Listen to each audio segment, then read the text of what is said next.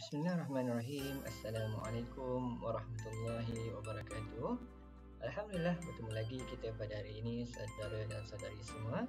Semoga anda semua berada dalam keadaan baik dan sentiasa mengamalkan budaya kerja yang sihat dan selamat di tempat kerja anda semua.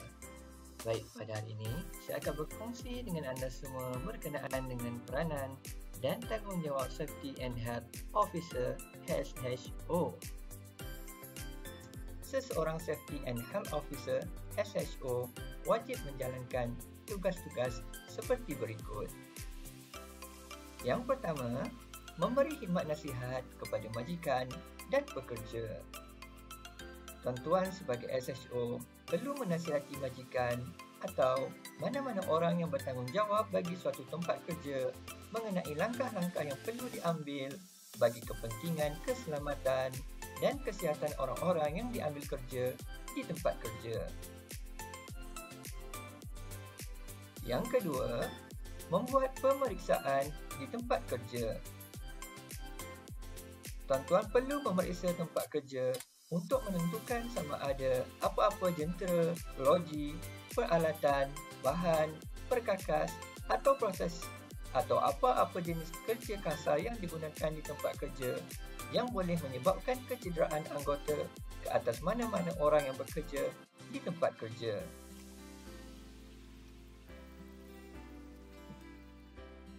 Yang ketiga, menjalankan siasatan kemalangan di tempat kerja. Tuan-tuan sebagai SHO perlu menyiasat apa-apa kemalangan nyaris, kejadian berbahaya, keracunan pekerjaan atau penyakit pekerjaan yang berlaku di tempat kerja. Tugas ini anda hanya lakukan bila ada kemalangan di tempat kerja sahaja. Ini merupakan tugasan yang sangat mencabar kerana prosesnya kadang-kadang mengambil masa yang panjang dan bergantung kepada insiden dan situasi sesuatu kemalangan tersebut. Baik, yang keempat, sebagai Safety and Health Officer, anda juga bertanggungjawab dalam menganjurkan dan melaksanakan program keselamatan dan kesihatan pekerjaan. Sebagai SHO, anda perlulah membantu majikan atau jawatankuasa keselamatan dan kesihatan jika ada menurut Peraturan 11 Peraturan Keselamatan dan Kesihatan Pekerjaan Perundangan Jawatankuasa Keselamatan dan Kesihatan 1966 dalam menganjurkan dan melaksanakan program keselamatan dan kesihatan pekerja di tempat kerja. Sebagai SHO, anda perlu mempunyai strategi yang efisien untuk memastikan keselamatan dan kesihatan di tempat kerja berada di dalam keadaan yang baik. Strategi ini perlu diterjemahkan kepada bentuk dokumen atau pelan yang dikenali dengan pelbagai jenis nama mengikut industri masing-masing. Pelan ini merangkumi segala program yang anda rancang untuk dilaksanakan sama ada dalam kadar tahunan, bulanan ataupun mingguan. Sebagai contoh, kempen keselamatan dan kesihatan pekerjaan, latihan kecemasan atau emergency drill, latihan menggunakan peralatan, pemeriksaan berkala di tempat kerja dan bermacam-macam lagi program yang boleh anda laksanakan. Anda perlulah bijak dan kreatif dalam menyusun pelan program keselamatan dan kesihatan pekerjaan supaya ianya dapat memberi manfaat dan nilai tambah kepada setiap anggota kerja. Baik, yang kelima, menjadi setiausaha kepada jawatankuasa keselamatan dan kesihatan pekerjaan. Sebagai SHO, anda automatik menjadi setiausaha kepada jawatankuasa keselamatan dan kesihatan pekerjaan jika ada sebagaimana yang dinyatakan di bawah Sub-Peraturan 6/2 Peraturan Keselamatan dan Kesihatan Pekerjaan Perundangan Jawatankuasa Keselamatan dan Kesihatan 1996 dan melaksanakan semua fungsi setiausaha sebagaimana yang dinyatakan dalam peraturan itu.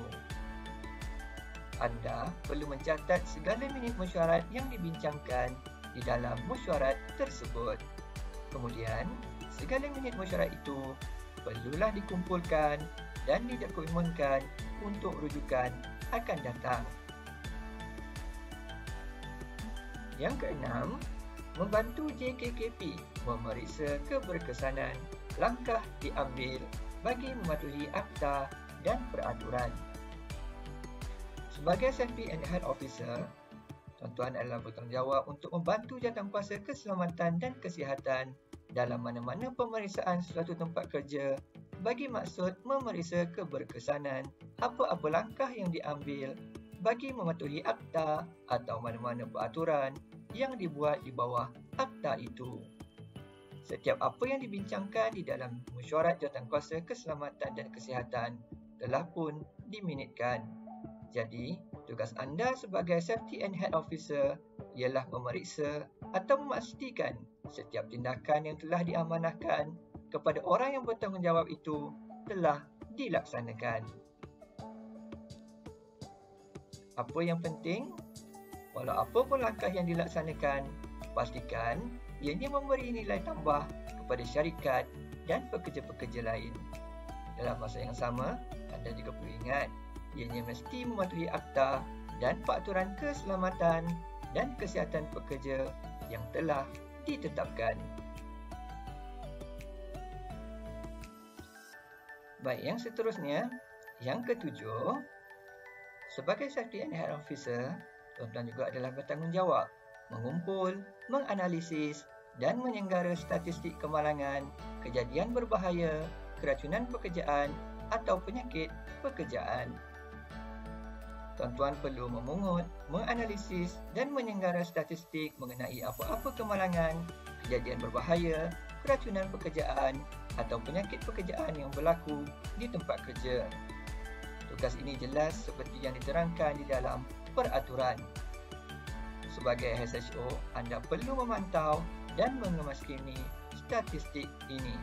Sebagai contoh, jumlah hari tanpa kemalangan, berapa banyak kemalangan ketika yang telah terjadi, bilangan kecederaan yang berlaku sepanjang syarikat beroperasi, laporan-laporan tindakan atau keadaan yang tidak selamat, dan pelbagai jenis statistik bergantung kepada industri dan syarikat anda bekerja.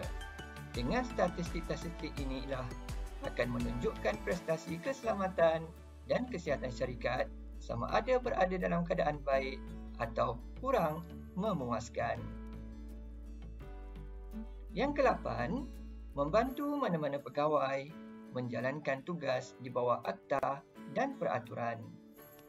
Tuan-tuan perlu membantu mana-mana pegawai pada menjalankan kewajipan di bawah akta atau mana-mana peraturan yang dibuat di bawah akta. Anda sebagai HSO harus sentiasa bekerjasama dengan pihak berkuasa atau pegawai dari mana-mana badan kerajaan. Sebagai contoh, pegawai yang biasa kita akan berurusan ialah dari Jabatan Keselamatan Kesihatan Pekerjaan JKKP ataupun lebih dikenali sebagai DOJ.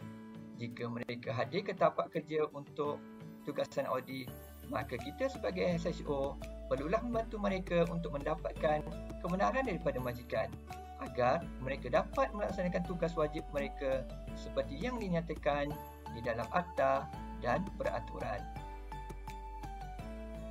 Dan yang terakhir, menjalankan apa-apa arahan lain yang dibuat oleh pihak majikan.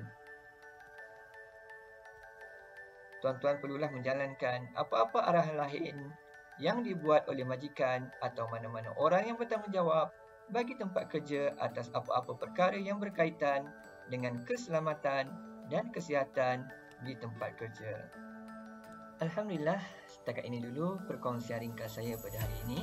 Semoga anda semua beroleh ilmu yang bermanfaat dan memahami berkenaan dengan peranan dan tanggungjawab sebagai seorang Safety and Health Officer. Kepada mereka-mereka yang di luar sana yang ingin mencuburi bidang sebagai seorang Safety and Health Officer, anda haruslah mempunyai minat yang mendalam dan tahap kesabaran yang tinggi dalam menjalankan tugas sebagai seorang Safety and Health Officer. Baik, sampaikanlah ilmu yang dipelajari ini kepada rakan-rakan sekerja yang lain sebagai panduan dan ingatan bersama. Ingat saudara dan saudari semua, biasakan yang betul dan betulkan yang biasa. Semoga Allah Subhanahu Wa Taala sentiasa melindungi kita semua. Jangan lupa like, share and subscribe channel saya dan sampaikanlah juga kepada rakan-rakan sekerja yang lain. Sampai berjumpa di episod seterusnya. Assalamualaikum warahmatullahi wabarakatuh.